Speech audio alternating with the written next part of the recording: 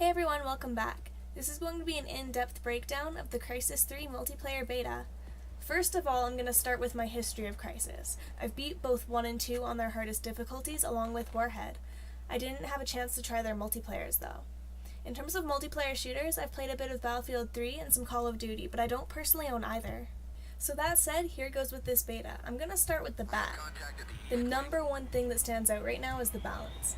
This is something that could easily change, but right now there are some things very out of whack, and you see it in this video. The worst offender is auto armor.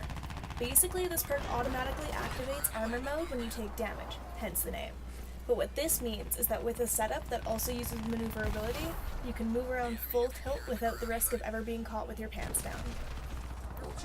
Auto armor is supposed to be to help new players into Crysis, but the problem is that it's too good. None of the other perks can compete with its utility, and short of making them into wall hacks, there is no way they can compete with it. On their own, auto armor and maneuverability or one-shot weapons like the shotgun aren't that bad. The real issue is once they are combined. It highlights how tenuous the balance is going to be when the players are given complete control of their loadouts and speed and control high enough to make tracking with weapons very difficult.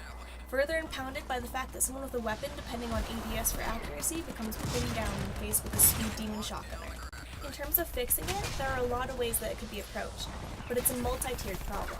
Most weapons don't kill you so fast that you couldn't switch to armor mode, and auto armor really becomes a problem combined with the one-hit kill weapons. The shotgun, the pole, and melee in general become too powerful in this combo because of its very low risk, high reward nature. These weapons' drawback is nearly completely eliminated by the setup. It's like the lightweight commando marathon from Modern Warfare 2 that I understand was incredibly broken for the same reason. I think what needs to be done, not just to the one-hit weapons, but overall, is increase the time to kill on everything. As it stands, if auto armor were removed, it would just turn into a total shit show of one-shots. People not in armor mode die incredibly quickly, and with the size of the maps, you'd never get to use the fun stuff.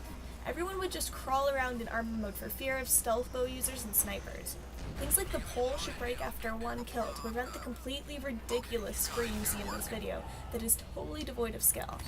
So weapon balance needs to be tweaked, and I'd love to see people take a lot more shots to kill, as it would entirely remove the issue of some of the guns, like the unlockable LMG, that doesn't have enough recoil, and you will see people just ADS and hold the trigger down and get tons of kills this way.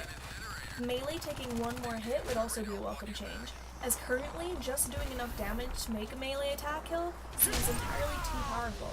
There's little to no reason to use a stealth kill, when you can get in 2 normal melee attacks by the time the stealth kill animation would finish. Outside of just straight weapon balance, I need to bring up that I took a careful look over the perks and weapon unlocks. Some of them are straight upgrades. Now, what the stats actually do isn't laid out perfectly. Like, I'm not sure what the stability stat does, but it's safe to say, even if the difference between a gun with unlocks and one without them is so small that it would never make a real difference, even the idea that there is a difference feels terrible. You'll never look at a kill cam from a guy with a mirror set up to yours, but that has unlocks, and feel very good about coming out of the fight the loser.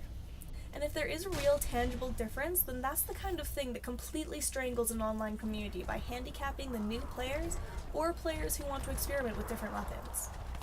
Perks also have ranks. I think the prestige system of Crysis 3, the nanosuit reboot, will curb unlockable power creep for a while, but ultimately it's the same issue. Players with ranked up perks have clear advantages over those who don't. The next bit is that the hit detection is client-side, and I don't really know a lot about hit detection, so I had to do some research, but basically it's this way because of consoles, and it means that you are going to get killed by people around corners, you're going to miss shots that give you hit markers, and you're going to go from 100 to 0 without a chance to react.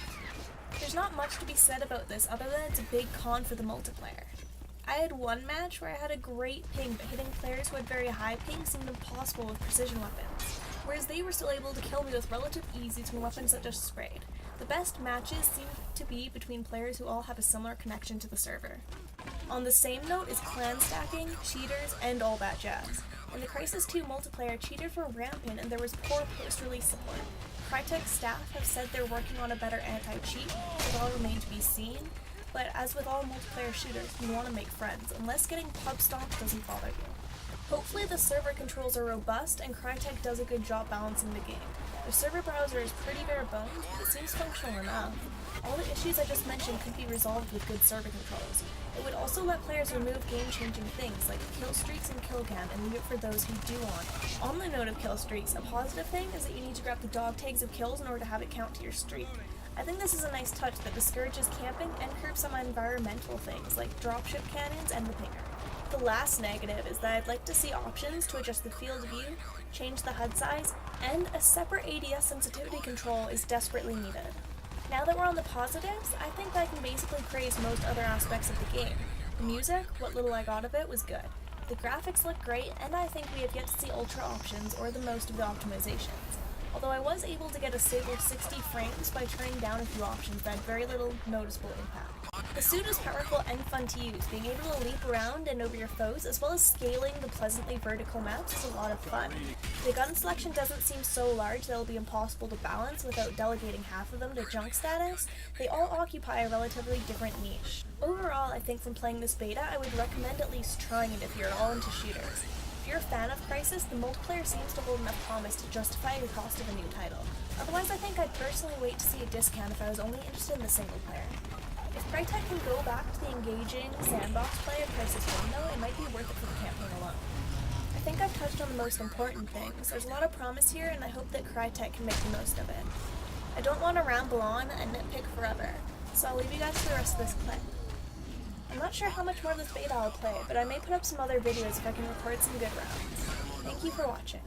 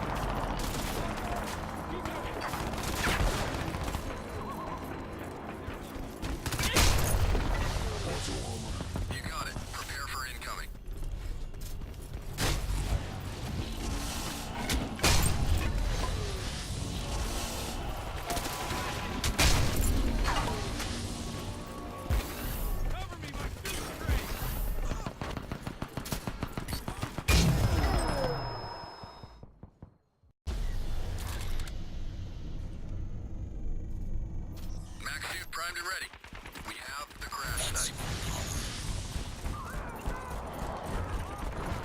Another pod incoming. Get ready.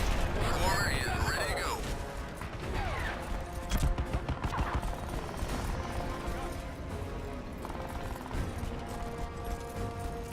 Radar's over the clock. Go get him. It's crashed. Secure it.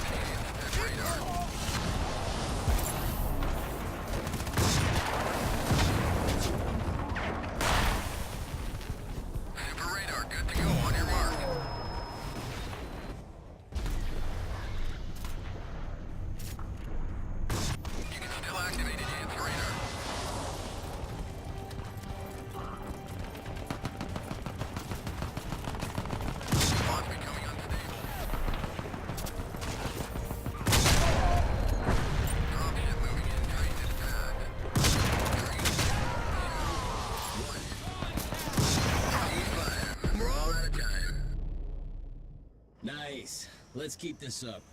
But push them a little harder next time.